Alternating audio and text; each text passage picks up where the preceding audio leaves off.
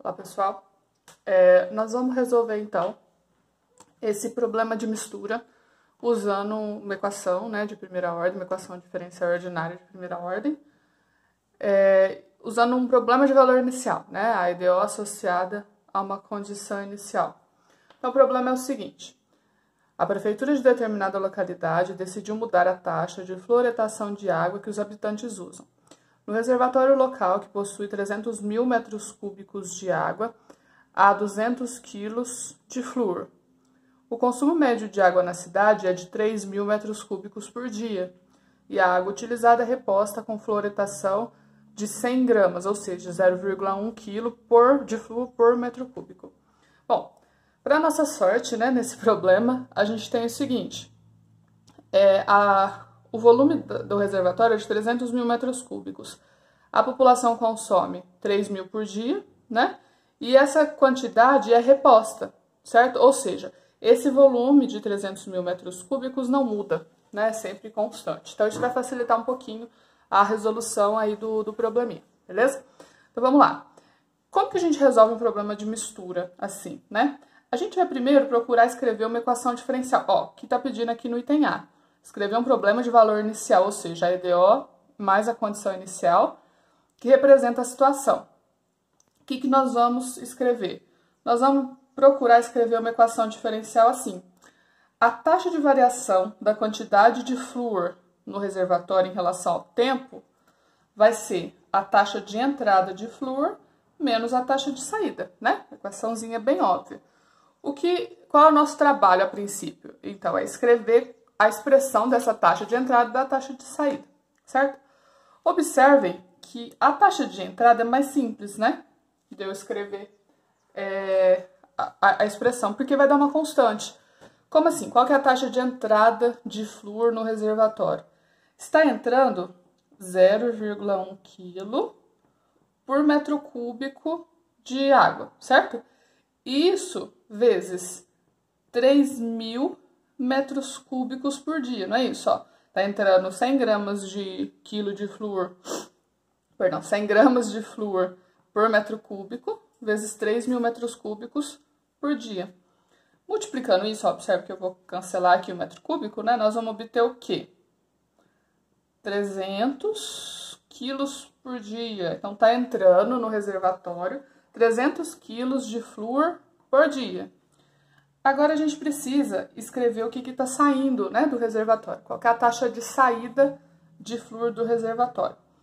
A gente tem o seguinte: a quantidade de quilos de flúor no reservatório não é sempre constante, né? Depende de cada instante. Mas o que é essa quantidade de quilos de flúor no reservatório? Não é o que eu chamei de Y, ó, que não é a taxa de variação da quantidade de flúor em relação ao tempo. Então, quantos quilos de flúor tem no reservatório em um certo instante T? Tem Y. É isso que significa esse Y, é isso que eu vou encontrar no final das contas, né? Uma função que me dá esse Y. Então, tem Y quilos de flúor no reservatório, diluídos em 300 mil metros cúbicos de água. Por isso que eu disse que facilitaria, né? Tá vendo? Esse 300 mil é um valor constante. Tá, então, em cada instante T, tenho Y quilos de flúor, diluídos em 300 mil metros cúbicos de água, vezes 3 mil metros cúbicos de água por dia, que é o que está saindo, que é o consumo da cidade, certo? Então, multiplicando isso, ó, vou cancelar aqui, vai ficar 3,300, vou simplificar, ó, o metro cúbico também corta, vai sobrar Y sobre 100 quilos por dia. O que quer dizer isso? Ó? E a cada dia está saindo 1/100º da quantidade da massa do flúor presente no reservatório. Então, pronto, já consigo escrever aqui, responder a pergunta A, né? Escrever o que ele está pedindo, que é o problema de valor inicial. A EDO vai ficar, então, assim, ó. A taxa de variação da quantidade de flúor em relação ao tempo vai ser a taxa de entrada, certo? Menos a taxa de saída. Essa é a EDO. Mas, para escrever um problema de valor inicial, eu preciso de uma condição inicial. Qual é a condição inicial? Inicialmente, aqui no enunciado, ó, não fala que havia 2 mil quilos de flúor no reservatório? Então, inicialmente, isso quer dizer o quê? Ó? A quantidade inicial, a quantidade de quilos no instante zero, é 2.000, certo? Então, ó, essas duas expressõezinhas, né, essa condição inicial e CDO, formam o problema de valor inicial, certo? Que o exercício A pediu. Agora, no exercício B, nós devemos resolver esse problema de valor inicial, ou seja, resolver a CDO, associar essa condição inicial e achar a constante, certo? E resolvendo esse problema, nós vamos determinar isso daqui, né? Qual é a função y de t, ou seja, qual é a função que me dá a quantidade de flúor, qualquer que seja o instante t. Vamos lá, vamos resolver a EDO. Então, ó, copiando a EDO para cá, ó, a EDO dy dt, que é igual a 300 menos y sobre 100. Observem que essa EDO, ela é uma EDO separável, dá para resolver por separação de variáveis e também é uma EDO linear, ou seja, dá para resolver pelo método do fator integrante. Eu vou resolver separando variáveis, que eu acho que é mais fácil. Então, para isso, eu vou fazer o seguinte, vou fazer um mínimo múltiplo comum e escrever essa expressão no segundo membro como uma única fração. O mínimo múltiplo vai ser 100, né? Aqui 300, vezes 100. Adicionar 2 zeros, vai dar 30.000, certo? Posso fazer o seguinte, multiplicar numerador e denominador por menos 1 para alterar o sinal desse y aqui, porque na hora que eu passar isso daqui, vocês vão ver que na hora que eu for integrar, fica mais fácil se esse y for positivo, né? Precisa fazer a mudança de variável. Então, vou multiplicar por menos 1. A equação vai ficar assim, ó, dy dt, que é igual a y menos 30.000, certo? Sobre menos 100. E aí, separando as variáveis, eu vou passar isso daqui junto com o dy e isso daqui para lá, o dt junto com o menos 1 centésimo aqui. Então, vai ficar assim, ó, dy sobre y menos 30.000 é igual a menos 1 centésimo de dt. E aí, agora é só integrar dos dois lados, certo? Integrando nesse primeiro membro, a gente já sabe, né, que fazendo uma mudança de variável, chamando esse y menos 30.000 de outra variável e integrando, a gente vai obter o seguinte, ó, ln de módulo de y menos 30.000, certo? E do lado de cá, integrando isso daqui em relação a t, vai ficar menos 1 centésimo de t, e aí eu preciso adicionar em pelo menos um dos membros, né, a constante c de integração, certo? Agora, para procurar isolar esse y em função do t, eu preciso eliminar esse ln. Então, eu vou aplicar a exponencial, né, de base e dos dois lados. Então, vai ficar assim, ó, e elevado a ln, certo? Igual a e elevado a menos 1 centésimo de t mais c. Ó, esse menos 1 centésimo de t mais c, observe que pode ser escrito assim, ó. Não pode?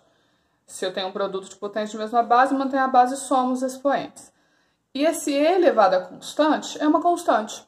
Então, eu posso trocar por uma constante só, uma constante c. Né? Então, e aqui, do lado de cá, no primeiro membro, esse e elevado a ln, a gente sabe que some, né? Vai sobrar o quê? Módulo de y menos 30.000, que é igual a constante, vezes e elevado a menos t sobre 100, menos 1 centésimo de t. Bom, se eu quero eliminar o módulo do lado de cá para poder isolar esse y, do lado de lá não tem que colocar mais ou menos?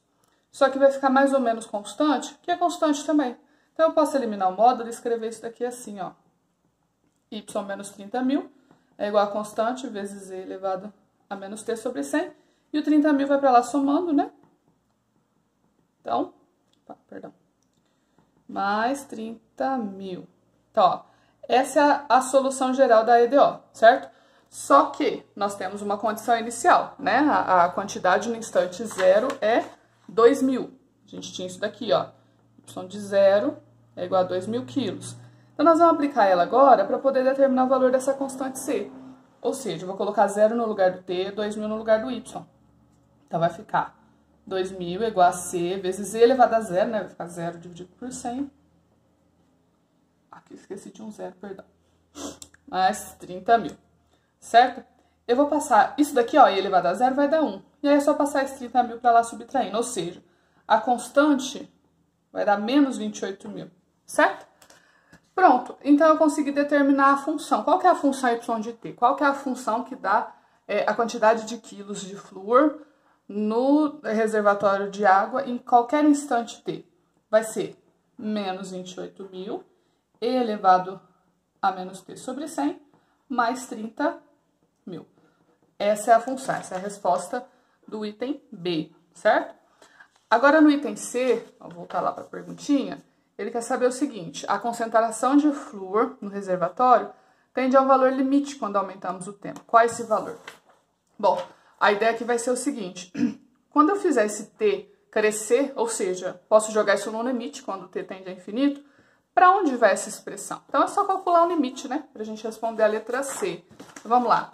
Se eu fizer, ó, o limite, a expressão, a função era a seguinte: menos 28.000 vezes E elevado a menos T sobre 100, mais 30.000, certo? Quando T cresce. Esse E elevado a menos T sobre 100, perdão, pode ser escrito assim, ó. Não pode? 1 sobre E elevado a T sobre 100. E se esse T crescer, essa exponencial cresce. E essa fração tende a zero, certo? Então, se essa fração tende a zero vezes isso, vai zerar essa parcela. Ou seja, vai sobrar 30.000. Então, esse é o valor limite.